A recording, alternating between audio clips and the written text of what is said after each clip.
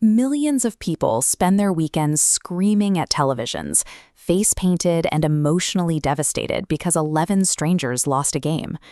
This reaction is the result of modern tribalism.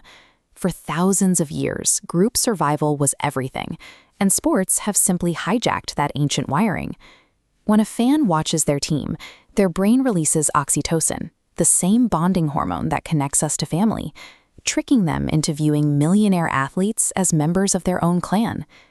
Meanwhile, 40% of the population experiences a flat physiological response while watching the exact same high-stakes event.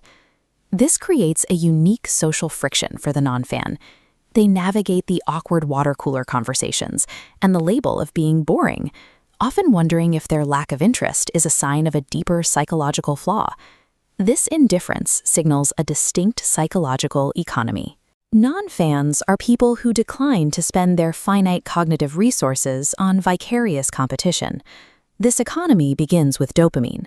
For a fan, the unpredictable outcome of a game triggers intense anticipation and reward centers, delivering microdoses of dopamine with every play. Psychologists call this intermittent reinforcement. It's the same addictive reward schedule that makes slot machines effective. The brain craves the hit that comes from the uncertainty of the win. Research from the University of Chicago suggests this indifference is rooted in biology. Variations in dopamine receptor genes can actually predict how much someone cares about competitive spectator activities. For someone with this genetic profile, a high-stakes play fails to register on a chemical level. The biological mechanism for vicarious reward is simply inactive. This genetic baseline dictates where a person's dopamine economy finds its returns.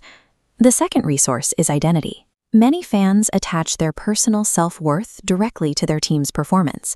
Psychologists call this basking in reflected glory. You can hear it in the language.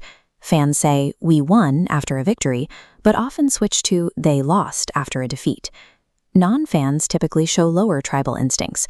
They do not require a larger group identity to feel psychologically complete. This leads to a highly consistent self-concept. The non-fan's internal sense of success doesn't fluctuate based on game outcomes they cannot control. By staying out of the volatile identity market of sports, they maintain a more stable, self-reliant psychological foundation. Empathy is the third finite resource. Humans have a limited capacity for deep emotional investment before their energy is depleted. Fandom relies on parasocial investment, building one-sided emotional bonds with athletes who do not know the fan exists. Non-fans prioritize direct engagement. They prefer to invest their emotional energy in relationships where their participation matters to the outcome. This empathy is often redirected toward different markets. Non-fans frequently score higher in openness to experience, finding their emotional highs in art, music, and nature.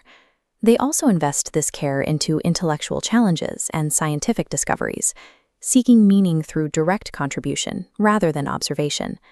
Their neuroprofile requires that their emotional investments yield actual, real-world reciprocity.